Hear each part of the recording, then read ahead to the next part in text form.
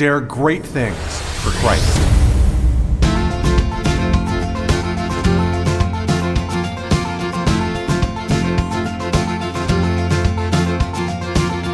Christ calls us to dare great things. In the marketplace, as well as in the mission field, there has never been a time like the present for the spirit of the Catholic entrepreneur. Now is the time for men and women of great courage and great vision to engage our church and our culture. Now is the time to dare great things. And here is your host as we dare great things, Father Nathan Cromley, the president and founder of the St. John Institute.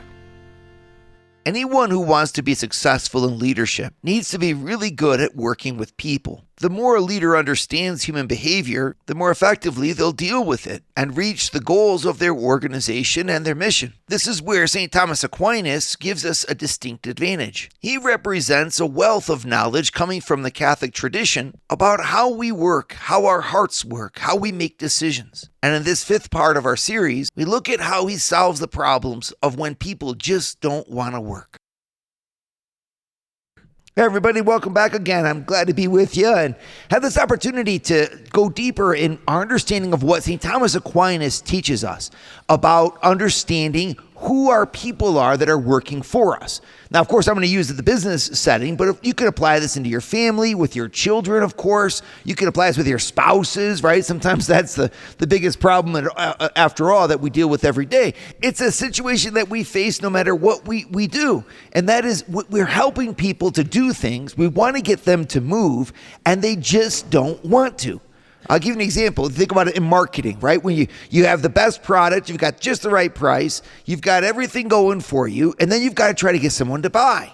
Well, they're not interested. How do you get someone interested to buy for you so that when you provide them with your product for a price, you're actually doing them a favor? They're thanking you for selling your product to them, right? That's kind of the goal.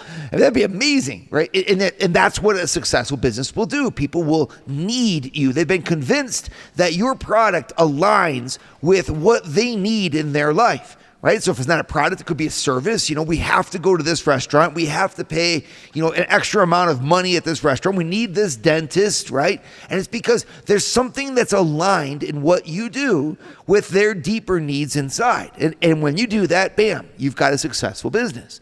Now, of course, the same thing with parenting. It's what leaders do. Leaders work to make themselves the servants of the people that they lead. You learn how to become useful to them so that your leadership is not a question of them, you pulling them along. It's a question of you guiding them as they drive towards what you're doing. You position yourself, in other words, not as the hero of the journey, but as the sage, the wise person who's counseling the hero, which is them, of course, towards the action that's going to make them happy. And of course, if you stand to profit from that, well, that's wonderful.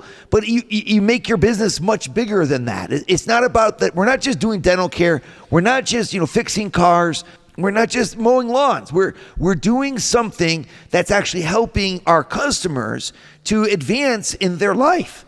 That gives you a lot more satisfaction and also will make you more successful in your business, right? Well, it'll also make you successful in your parenting at home, because the kids are more likely to obey and cooperate with someone who seems like they're helping them to achieve whatever it is that they're trying to be, their happiness in life. So, even as we parent and correct, we need to learn how to frame everything that we do in that fundamental attitude of service, right? That I am here to help you. And yes, you'll pay me for it, but that doesn't really matter. I'm here to help you. And of course, in our leadership, whatever it is, that's the key to great leadership.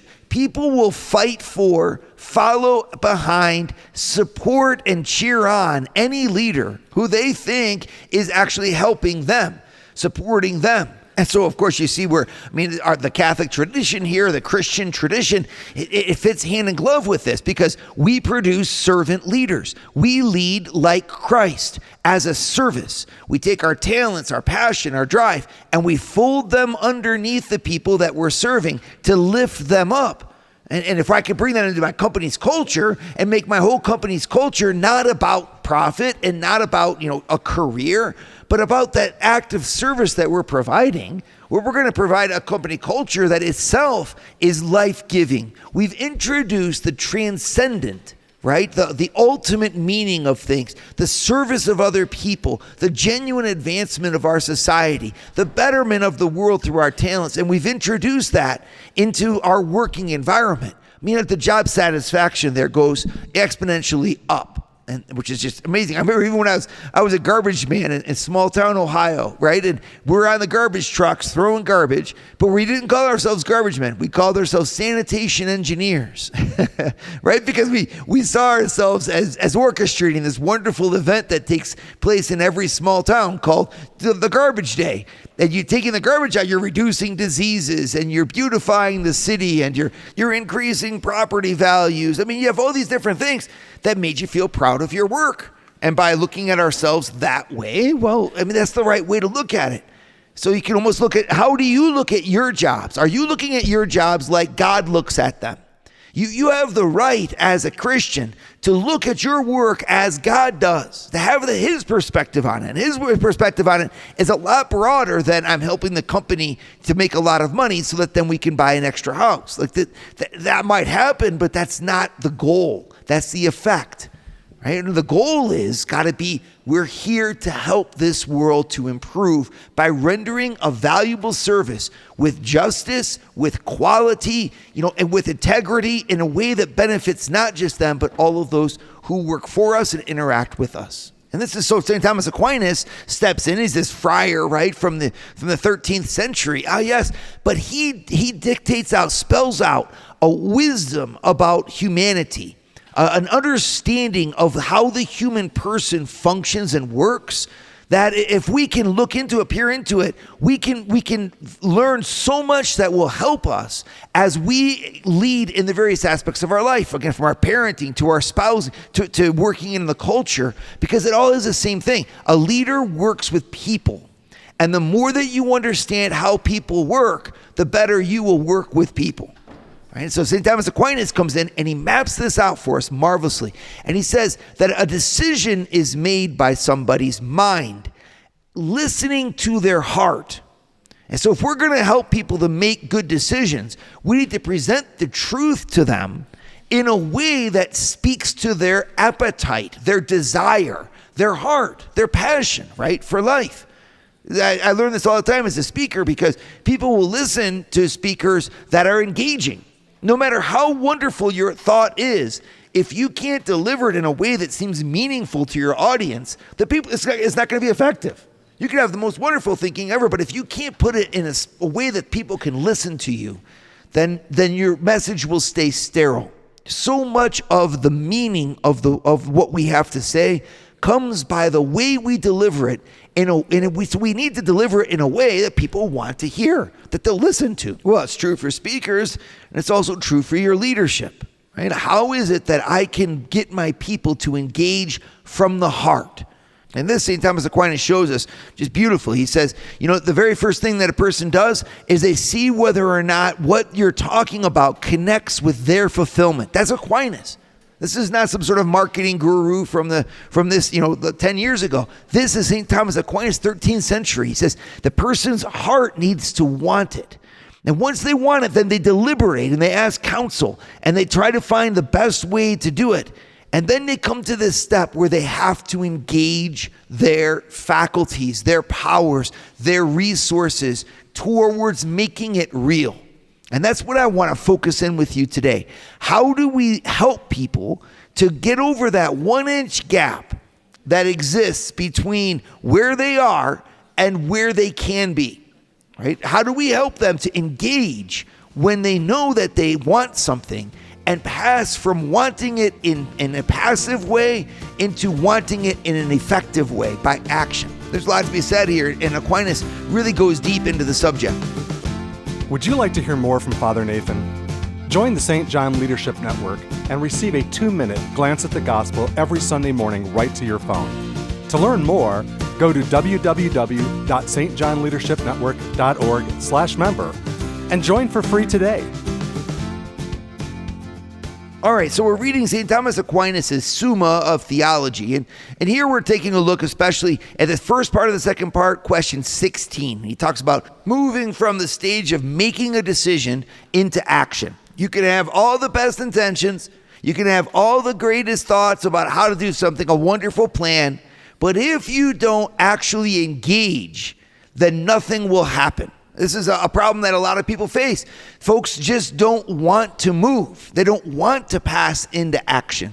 And yet they'll know what's right. You know, we all think, okay, I'm going to go on a diet. I'm going to start to work out. I'm going to take my spouse on a date night. You know, I'm going to give more money to the church. I'm going to, vote this way or that way. But we can't even mow the lawn, I mean, moving, getting ourselves up off the couch and moving in the direction of our life that we want to go. If we can solve for that, we'll solve for a lot of the problems that we face, a lot of the challenges that are in front of us.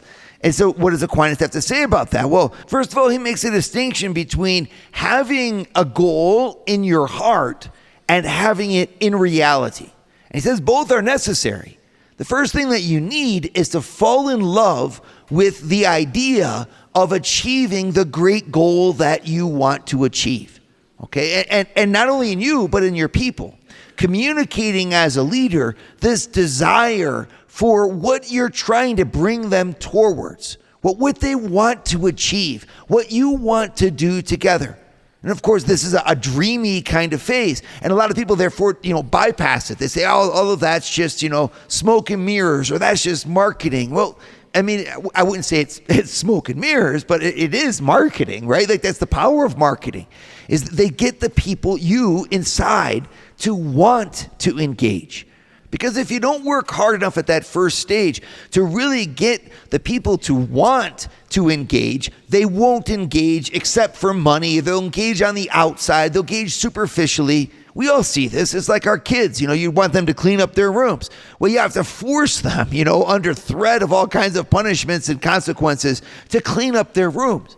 How do you get to be like those other kids? How can you get your kids to be like them, who just kind of like clean up the room because it's a good thing to do and they want to do it? Well, we all scratch our heads and we say, well, it's impossible. Well, no, it's not impossible. Aquinas lays out, he says there's two things. If you want the person to attain the good that they want, their goal in reality, you have to spend time getting them to want that goal, and by putting it into their heart. So we can think about the different ways to do that. You can do that orally by painting a beautiful picture. You could do that by experience, by having them go to a place or having them see what the good thing is that it's like. You can do it by relationship, by doing it along with them. I mean, if you're in the business world, it's the same thing. You're trying to get someone to step in to more effective action. Well, there's ways that you can inculcate that. You can develop that in the person. But it all starts in the same way, by allowing that person to say they want it. They want this. So, of course, we use incentives, we use bonus structures, we use, all kinds of praise, we use different things to do it. But it's got to come from inside that person. And the deeper those roots are in that person's heart, where they're saying, I'm coming to work, I'm doing this project, I'm moving the ball forward because I want to, well, the greater their satisfaction is going to be, and also the better off the work is going to be. So again, put this in your families, put this in your spouses, put this in your relatives. Anywhere you desire to make an impact with people, the half of the battle is having the person themselves desiring the end goal like you do. And so take some time with that. Sit back with that and plan out your approach in your conversations to say, like, how is it that I can paint this picture so that the person sees themselves in the picture? And we know that then that's only the first step. From there, we have to move to the next step, which is to actually attain that goal in reality. And Aquinas actually makes a little statement here. He says, if you only have it on the inside, you have it imperfectly, this goal imperfectly. To have it in reality, that's when you have it perfectly. And this is really important too, because a lot of times, especially if you're in a business environment or the productive environment, not just business, but it's like there's always something else that needs to be done. And we don't necessarily stop enough to reward the good work that we've done. To actually celebrate the victories. I mean, we went out to get a bird that was in the bush, and we have the bird now in our hand, right? That's worth 2 in the bush. A bird in the hand is worth 2 in the bush, right? Like, we've achieved something. Well, the worst thing that we can do is then just immediately say, okay, there's the next thing, right? Because then the person says, well, I mean, like, you got me to want this goal. Then I got to that goal, and there was no celebration. It was almost like the goal didn't really exist. No, goals really exist. They really exist as something we want to achieve, which means we need to stop and rest when we've achieved them and give some modicum of celebration. I mean, it might be a pat on the back. It might be a good job. It might also be a day off. It might be a celebration or, around, the work table. But it needs to be there. And it needs to be there for you too. It's not just because you're the leader that you think that you don't need to celebrate. I laugh about this a lot because, I run a nonprofit, and then in the nonprofit, we're always looking at revenue generation, because of course it comes from donations of good people that help us out. And so we have all, these goals to achieve, of growth, and therefore you need revenue for that. And I always tell people I get one day a year where I get to celebrate. That's December 31st. Because January 1st, we go right back to zero again to do it for another year, But I do stop on December 31st, and I do celebrate. And I look back to God, and I give thanks, and I smile, and I say, we did it. We did it for another year. We're going to do it for another one to come. But that celebration is just such an important moment for us to develop. Because Aquinas is saying, realize what you have when you finally achieved a goal. You have a good you desired in reality. I think it's something that we need to note and also remember also for our young people today who are so used to everything being virtual that they've lost the sense of what that means to actually do something. When you play with video games where you have an infinite number of lives, the consequences don't seem to really matter as much. When you spend your time texting someone who's sitting next to you, you could wonder whether or not you've lost the value of a real conversation, right? In the world like this is where we have a moment where we can really step forward and talk about and celebrate effectively what we've really achieved. Because in fact, the virtual world, for as great as it is, it's also not nearly as powerful as a real celebration and a real award for really achieving something with your life. One time I met a young person who played Guitar Hero. Guitar Hero was a video game where you give you a toy that looks like a guitar and you move your hand and then you play the guitar. And this kid said that he was actually dropping out of school so that he could be a professional Guitar Hero player. He gets sponsors as the whole world behind this, and he was going to compete in some international guitar competition. I said, do you play the guitar? He said, no, I don't know how to play the guitar.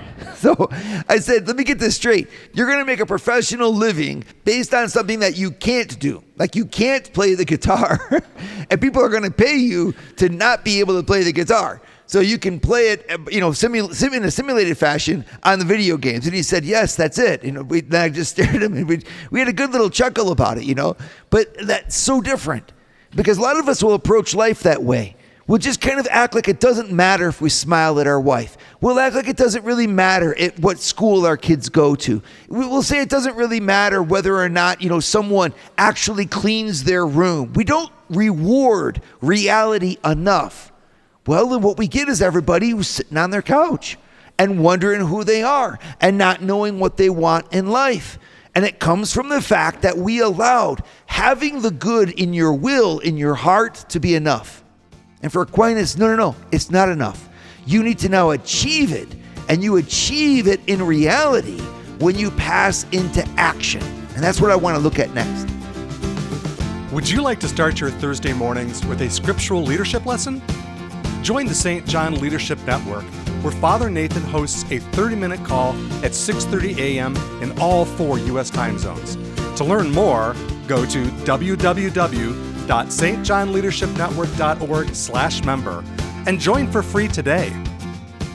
One of the great things about approaching our leadership from a Christian perspective is that we get to receive the wisdom of the Word of God and the Catholic tradition of 2,000 years of thinking, and apply it to the real concrete issues that we have in front of us today. And one of the biggest struggles that we all have is trying to motivate people to actually do the great things that they are capable of. How do you solve the problem of someone who just doesn't want to move? Well, so Thomas Aquinas says you first start by trying to get them to really want the end goal. But then you need to pass into action. And it's an amazing insight that he gives us here by saying that passing into action is a question of the will. Okay, the will. The power that we have inside of us to want something that is outside of us is called will. You can, if you want to get technical, it's called the appetite for the good. But it's an inclination, he says, almost like if you were to take a board and then tip it, right? Then anything you put on that board would roll down in the direction that it's tipped. Well, Aquinas says the human person has that kind of interior board inside of them.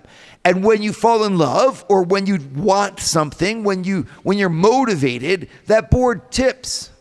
And then the person is now pushed and pushing themselves to achieve that which has tipped their balance right towards it, that which draws them. They want something, they're full of a desire, of an appetite. Okay, and so that power is extremely, extremely powerful. We all know this. This is what drives behaviors. This is what's at the source of action. Well, Aquinas says that moving someone into action is a question of moving their will. And when we motivate a person's will, what we're doing is we're then convincing them, so to speak, right? Or we're getting them to apply their talents, their powers of mind, their resources, their energy in an external function in order to gain the goal. So how do I get you to write this paper? Well, if I could motivate your will, then you would start to think correctly. You would then align the words in the paper. You would get the paper done and you would send it out on time. Okay, but everything starts not with just the slave-like functioning of the person, type, open your computer, do these things, right? Something you can pay someone to do on the outside. But we do that all the time, right? We have people that work for us, but they're not really good workers, right? And why is that? Well, they're just doing it for a paycheck. And that means if they just stay in the middle of the pack, you can't fire them.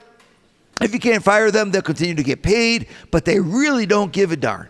And customer service is like this all the time. If you're in a service industry, it can drive you crazy. Why don't these people make eye contact? Why don't they shake hands? Why don't they want it as badly as I do? I remember I went to the original headquarters, the founding restaurant for Colonel Sanders and Kentucky Fried Chicken. And you know what I found? They had a museum there of the original spot, the original kitchen that Colonel Sanders started this whole chain of restaurants from.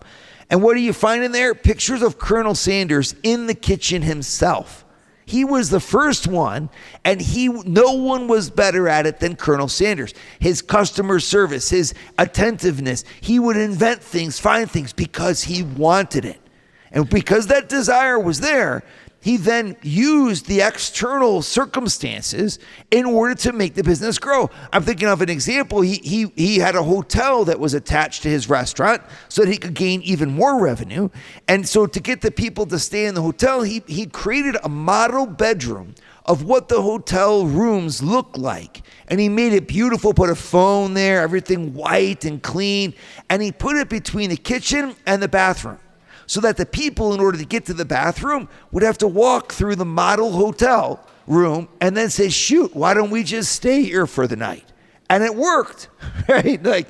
So there's an example. He wants people to come to his restaurant, wants people to come to his hotel. So he then develops a new method using his mind, his talents, to arrange the bed, arrange the phone, and he thought to himself, the thing is, everyone worries that motels are not going to be clean. So he showed everyone just how clean it was, and then he forced everyone to walk through it in order to go to the bathroom. I mean, it's just a kind of a genius move, right? That's the demonstration of someone who's effective in their work. And our leadership needs to bring people to be that effective, to get them to pass from wanting things to obtaining things, to doing things. And that passage begins with the will being motivated by wanting it themselves. And then the second thing, to have the facility to actually use the tools that are in front of them. So you can then ask yourself, are we spending enough time in training? Are we spending enough time in developing the talents that they need to use the things that we've trained them to do? Are we spending enough, are their work environments safe and clean? Do people enjoy being in their office space? What can I do that would allow all of the things that you need to do on a daily basis to be done better? Are your keyboards ergonomic? Is your chair comfortable? And you can go on and on and on different things. But think about the same thing with your families. If we want to have the behavior from the child, well, yeah, they might want it, but they might not know how to do it in the way that you want. They might not have at their hands all the tools that they need, the resources that they need in order to achieve that goal. And in the end, Aquinas says that's equally as important, because we need to not just know what means we need to take, but we have to know how to take those means, okay? And that's when we pass into action, then we start to really glorify God. And this is where, of course, the Christian moment is so powerful for us, because we are Christians. We insist that just having an intention about helping people is not helping people. And just having a warm feeling in our hearts is not peace. The fact is, reality beckons us to rise up and meet it, to go out of ourselves, to choose the right way forward, and then to walk on that path, so that the good that we want in our hearts will really be also, in reality, possessed by us. If I want peace in my family, then I need to start by saying I'm sorry to the people that I've hurt. Otherwise, we can talk about peace in the world all we want, but we don't have peace in the world if we don't have peace in our families. Right? Who do I need to apologize to? Who do I need to pray for? When we choose things and then do them, we glorify God. We find a pathway to genuine happiness in our own life, and we become true and effective leaders for those who are following us. Dare great things for Christ. Share your feedback with Father Nathan. Send us an email at communications@stjohninstitute.org. That's communications@stjohninstitute.org. And visit www.stjohninstitute.org and sign up for our newsletter to receive updates from Father Nathan.